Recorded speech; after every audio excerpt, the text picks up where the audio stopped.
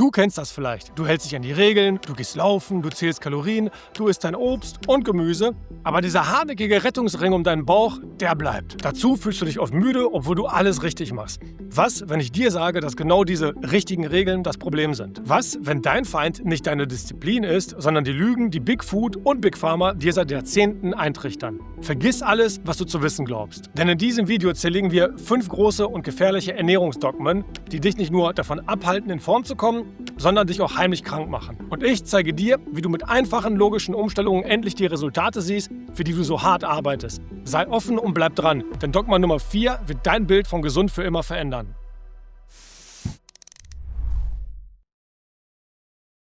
Ich bin Arthur von Life Algorithm und was ich dir gleich erzähle, kommt nicht aus einem Lehrbuch. Es basiert auf meiner eigenen Erfahrung, logischem Denken, untermauert mit wissenschaftlichen Studien. Mit 45 Jahren bin ich heute fitter, definierter und energiegeladener, als ich es mit 30 war. Und das mit nur 3 Stunden Training pro Woche, ohne teure Supplemente, ohne Fitnessstudio und zu 100% natürlich. Wie? Indem ich aufgehört habe, den Märchen der Lebensmittel- und Fitnessindustrie zu glauben. Ich habe angefangen, die Dinge zu hinterfragen und auf die Signale meines Körpers zu hören. Und auf die Wissenschaft, die nicht von Big Food und Big Pharma bezahlt wird. In meinen 20ern und 30ern war ich mit dem Hamsterrad gefangen. Ich habe Stunden auf dem Laufband verbracht, habe auf Fett verzichtet und viele kleine Mahlzeiten gegessen. Das Ergebnis? Ich wurde mein Bauchfett einfach nicht los und war ständig hungrig und müde. Der Durchbruch kam erst, als ich verstand, dass Gesundheit und ein flacher Bauch zu 80% in der Küche entschieden werden. Aber eben nicht so, wie es uns die Deutsche Gesellschaft für Ernährung weismachen will. Heute brechen wir gemeinsam aus dieser Matrix aus. Wir nehmen 5 heilige Kühe der Ernährungswelt und führen sie zur Schlachtbank der Fakten. Bist du bereit? Dann lass uns loslegen.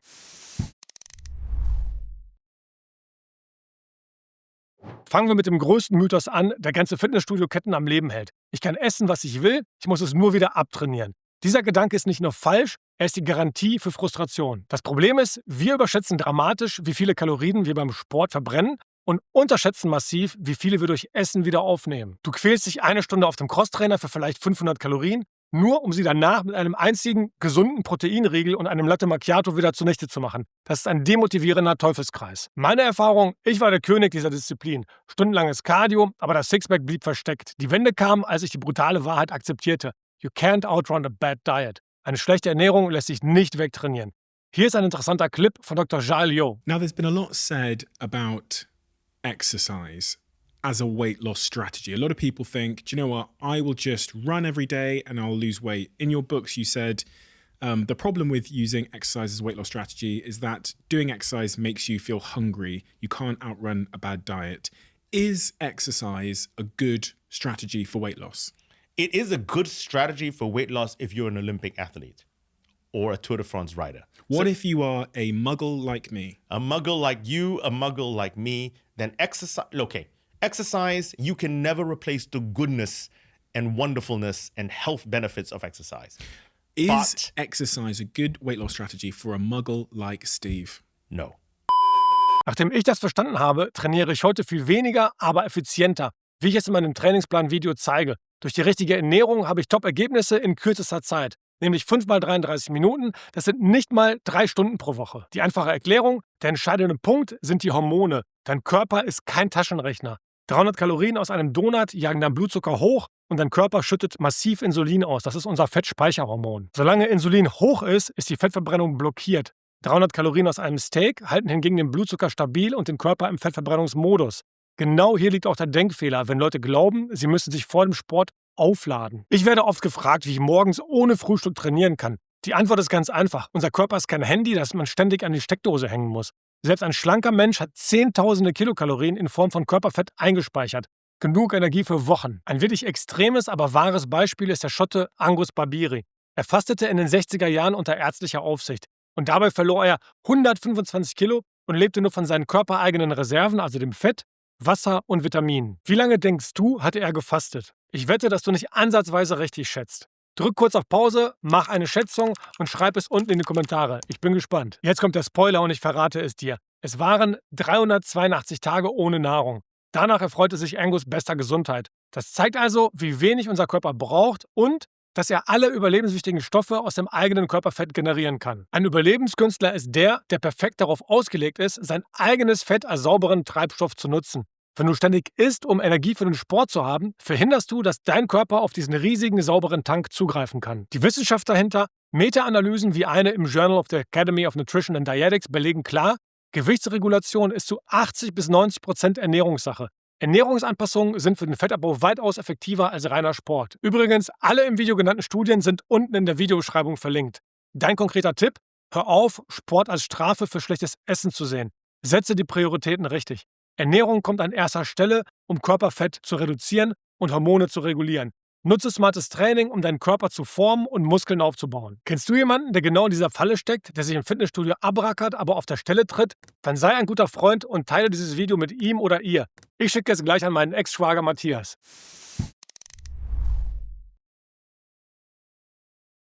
Kommen wir zum Dogma Nummer 2, das uns von klein auf eingetrichtert wird. Ein knurrender Magen in der Nacht raubt dir den Schlaf. Also schnell noch ein Joghurt oder eine Banane, damit der Körper ja gut versorgt ist. Das ist einer der größten Sabotageakte an deiner nächtlichen Regeneration und Fettverbrennung. Das Problem, eine späte Mahlzeit, besonders eine kohlenhydratreiche, erhöht deinen Insulinspiegel. Und jetzt kommt der Knackpunkt. Hohes Insulin ist der direkte Gegenspieler des menschlichen Wachstumshormons HGH. HGH ist dein körpereigenes Reparatur-, Jungbrunnen- und Fettverbrennungshormon, das hauptsächlich nachts in der Tiefschlafphase ausgeschüttet wird. Ist zu spät, blockierst du diesen essentiellen Prozess. Dein Körper ist dann mit Verdauen beschäftigt, anstatt sich zu regenerieren. Zusätzlich verhinderst du die Autophagie, den Recyclingprozess deiner Zellen, der nur in Fastenphasen auf Hochtouren läuft. Meine Erfahrung, früher war ich auch ein Fan des späten Snacks. Ich dachte, ein Quark schützt meine Muskeln. Die Wahrheit war, mein Schlaf war unruhig, ich wachte selten erholt auf. Seit ich konsequent meine letzte Mahlzeit um 19 Uhr esse, hat sich alles verändert. Ich schlafe tiefer, wache energiegeladen auf und das Gefühl von nächtlichen Hunger entpuppte sich nach wenigen Tagen als reine Gewohnheit. Die einfache Erklärung, ein leichtes Hungergefühl ist kein Notstand, sondern das Startsignal für die nächtliche Aufräumcrew deines Körpers. Stell es dir vor wie in dem Film The Matrix. Solange du ständig isst, bleibst du an das System angeschlossen, gefangen in der Matrix der permanenten Verdauung. Erst wenn du aufhörst zu essen, gibst du deinem Körper die Chance, sich auszustöpseln und in die echte Welt der Regeneration und Fettverbrennung einzutreten. Ein später Snack ist die blaue Pille. Du bleibst im unbewussten Zustand. Nichts zu essen ist die rote Pille. Du wachst auf und siehst, wozu dein Körper wirklich fähig ist. Wenn dir diese Perspektive gefällt, dann lass jetzt schon mal gerne einen frühen Daumen da. Die Wissenschaft dahinter, die Beweise sind erdrückend. Eine Studie aus dem Fachjournal Cell Metabolism hat gezeigt, dass spätes Essen die Fettverbrennung über Nacht reduziert und die Blutzuckerkontrolle am nächsten Tag verschlechtert. Andere Studien belegen, dass Fastenperioden die Ausschüttung des Wachstumshormons HGH um ein Vielfaches erhöhen können. Dein Körper weiß genau, was er tut, wenn du ihn lässt. Dein konkreter Tipp? Gib deinem Körper die Nacht frei, damit er seinen Job machen kann. Versuche, deine letzte Mahlzeit mindestens 3, besser 4 Stunden vor dem Schlafengehen zu beenden. Meine 10-3-2-1-Regel, die ich in diesem Video zum gesunden Schlaf erkläre, ist dafür die perfekte Anleitung. Wenn du abends Hunger verspürst, denk dran, das ist was Gutes, trink ein Glas Wasser oder Kräutertee. Du wirst mit einer guten Schlafqualität und Ergebnissen belohnt, die du nie für möglich gehalten hast.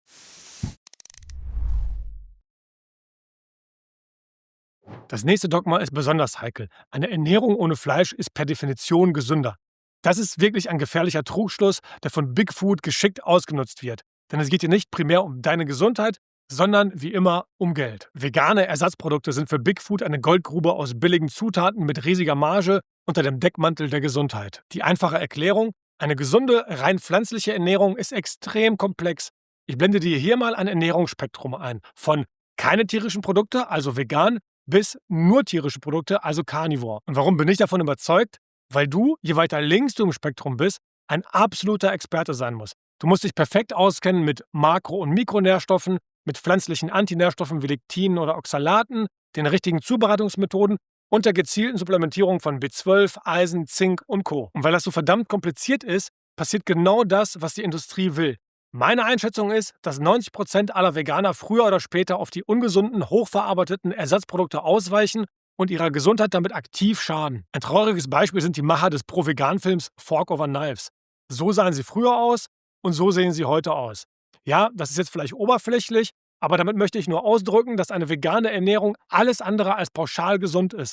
So etwas ist das Ergebnis, wenn eine ideologisch motivierte Ernährung auf eine komplexe biochemische Realität trifft. Ich spreche aus eigener bitterer Erfahrung. Meine 3 Jahre als Vegetarier haben meine Allergien und Entzündungen massiv verschlimmert, weil meinem Körper hochbioverfügbare Nährstoffe gefehlt haben und er mit der Last an Antinährstoffen und Kohlenhydraten überfordert war. Die Wissenschaft dahinter: Systematische Reviews wie eine im International Journal of Environmental Research and Public Health bestätigen diese Risiken. Sie warnen vor Mängeln an B12, die zu kognitiven Defiziten führen können, sowie Eisen- und Zinkmangel. Die entscheidende Frage ist nicht Pflanze oder Tier, sondern verarbeitet oder unverarbeitet und komplex oder einfach.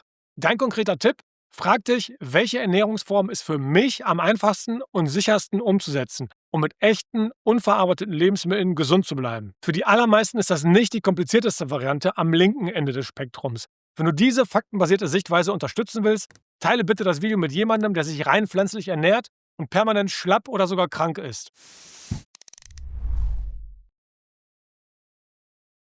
Das nächste Dogma kommt direkt von Gesundheitsbehörden wie der Deutschen Gesellschaft für Ernährung, kurz DGE. Essen Sie täglich mindestens 5 Portionen Obst und Gemüse. Das ist eine gefährliche Vereinfachung, die der Agrarindustrie in die Karten spielt, die uns Obst als den ultimativen gesunden Snack verkauft. Das Problem? Diese Regel hat 2 Haken. Erstens setzt sie Quantität über Qualität. Und zweitens, viel wichtiger, modernes Obst ist eine reine Zuckerbombe. Es wurde über Jahrzehnte auf maximalen Fructosegehalt gezüchtet und hat mit den natürlichen Wildfrüchten unserer Vorfahren nichts mehr zu tun. All dieser Fruchtzucker landet in deiner Leber, denn nur sie kann ihn verarbeiten. Und was passiert, wenn sie überlastet ist? Die überschüssige Fructose wird sofort in Fett umgewandelt. Genau das ist der schnellste Weg zu Fettleber, zur Insulinresistenz und zu mehr Bauchfett. Dein großer Obstsmoothie am Morgen ist also keine Gesundheitsbombe, sondern ein metabolischer Supergau. Meine Erfahrung, auch ich bin auf diese Falle reingefallen. Mal Trauben, mal eine Banane, mal eine Birne und mal einen Apfel als Snack. Das Ergebnis war eine Blutzuckerachterbahn mit Heißhunger als Folge. Meine radikale Wende kam mit einer eisernen Regel. Obst ist kein Snack, sondern ein Nachtisch. Heute esse ich nur noch 2 große, sättigende Hauptmahlzeiten. Wenn ich Obst esse, dann eine Portion zuckerarme Beeren, direkt nach einer protein- und fettreichen Hauptmahlzeit. Das puffert den Zucker und verhindert die Insulinspitze. Das Resultat? Ein stabil niedrigerer Körperfettanteil und konstante Energie. Gefällt dir dieser simple, aber wirkungsvolle Trick? Dann gib dem Video jetzt gerne einen Daumen nach oben. Die einfache Erklärung: Stell dir deine Leber wie ein Wasserkraftwerk vor. Einen normalen Fluss an Wasser, also Fructose, kann sie perfekt in Energie umwandeln. Ein Smoothie aus 3 zuckrigen Früchten ist aber wie eine Flutwelle. Das Kraftwerk ist überfordert, die Schleusen müssen geöffnet werden. In deinem Körper bedeutet das, die überschüssige Fructose überschwemmt deine Blutbahn und wird direkt in die Fettdepots, vor allem am Bauch, eingelagert. Die Wissenschaft dahinter? Der Zusammenhang zwischen hohem Fructosekonsum und Fettleber ist wissenschaftlich bestens dokumentiert. Eine randomisierte, kontrollierte Studie namens Fruitless im British Medical Journal zeigte, dass schon die Reduktion von Fructose aus Früchten das Leberfett signifikant senken kann. Das beweist, ein Überkonsum ist kontraproduktiv. Dein konkreter Tipp? Tausche blinde Quantität gegen intelligente Qualität. Die Basis deiner Ernährung sollte nährstoffdichtes, zuckerarmes Gemüse sein. Brokkoli, Blumenkohl, Avocado als Beispiel. Behandle Obst wie eine Süßigkeit. Iss Obst als Nachtisch nach einer Hauptmahlzeit. Wähle zuckerarme Sorten wie Erdbeeren, Himbeeren oder Blaubeeren als Beispiel. So nutzt du die Vorteile, ohne deine metabolische Gesundheit zu sabotieren.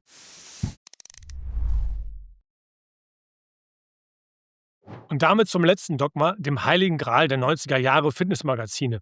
Iss alle 2 bis 3 Stunden, um deinen Stoffwechsel am Laufen zu halten. Bevor wir dieses Dogma zerlegen, eine wichtige Klarstellung. Dieser Rat gilt für die Durchschnittsdudes unter uns, also für 99% der Menschen, die gesund, fit und schlank sein wollen, wozu ich mich selbst auch zähle. Wenn du ein professioneller Bodybuilder bist, der auf die Bühne will, musst du riesige Kalorienmengen essen, die du kaum in 2 Mahlzeiten packen kannst. Aber mit diesen Extremen sollten wir uns nicht vergleichen. Meine Meinung dazu ist klar. Masse hat nur einen einzigen Vorteil und der ist auf der Bodybuilding-Bühne. Im echten Leben bedeutet sie nur Nachteile.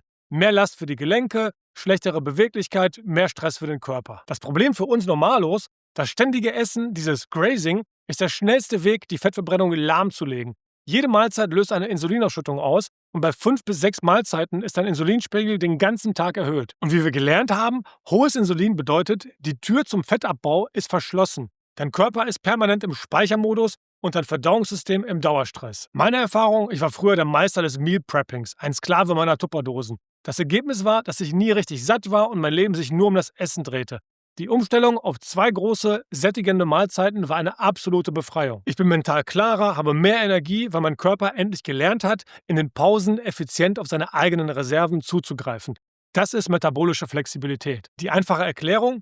Stell dir deinen Körper wie ein Hybridauto vor. Er kann mit Zucker oder Fett fahren. Zucker ist der schnelle, ineffiziente Treibstoff. Fett ist der saubere, ergiebige Langstreckentreibstoff. Wenn du ständig isst, fährst du nur im ineffizienten Zuckermodus. Du gibst deinem Körper nie die Chance, auf den Fettantrieb umzuschalten. Die Wissenschaft dahinter?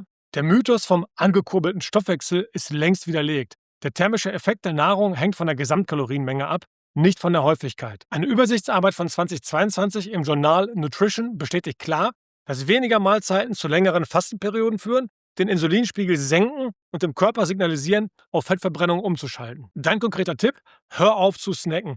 Iss dich zu 2 oder maximal 3 Hauptmahlzeiten mit Protein und Fett richtig satt. Das hält dich stundenlang zufrieden und macht dich frei.